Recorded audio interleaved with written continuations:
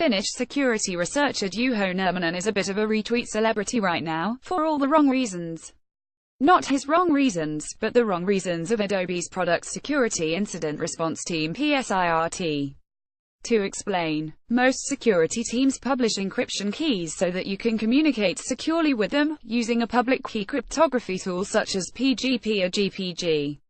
Public key encryption, also known as asymmetric encryption, is the sort that uses two keys, rather than one: a public key to lock a file, and a corresponding private key to unlock it.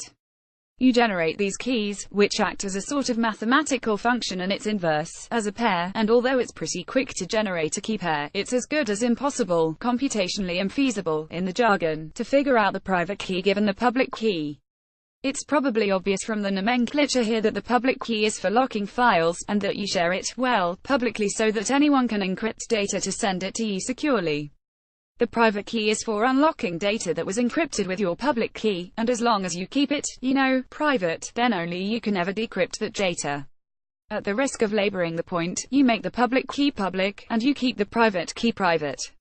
For this reason, PGP-GPG keys, when converted into text format for easy storage and use, look something like this: PSIRT PGP key 0x33E9E596 begin PGP public key block version mailvelope v1.8.0 comment https www.0mailvelope0com redacted end PGP public key block begin PGP private key block version mailvelope v1.8.0 comment https www.0mailvelope0com redacted end PGP private key block. When you want to send someone your public key, the begin and end blocks are there as a visual clue to help you copy and paste the right one. Adobe, it seems, generated the above key pair within the past few days, giving it a lifetime of 1 year, presumably to replace last year's no-expired key. Of course, a new public key is no use until you make it public, so Adobe popped it onto the PSIRT blog, but posted the whole key pair, public and private.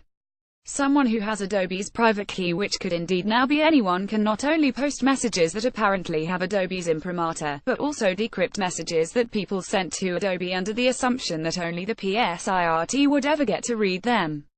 In other words, if you let your PGP-GPG private key slip, your leak cuts both ways, potentially affecting both you and the other person in the communication, for messages in either direction.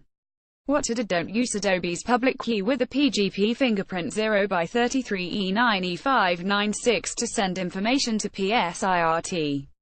If the message were to be intercepted, anyone could read it, which defeats the purpose of encrypting it in the first place. Don't trust any messages signed with the above key, because anyone could have signed them. Don't make this mistake yourself if you use public key cryptography tools. It's an easy mistake to make when you're copying text, so, to borrow a saying from carpentry, measure twice, cut once.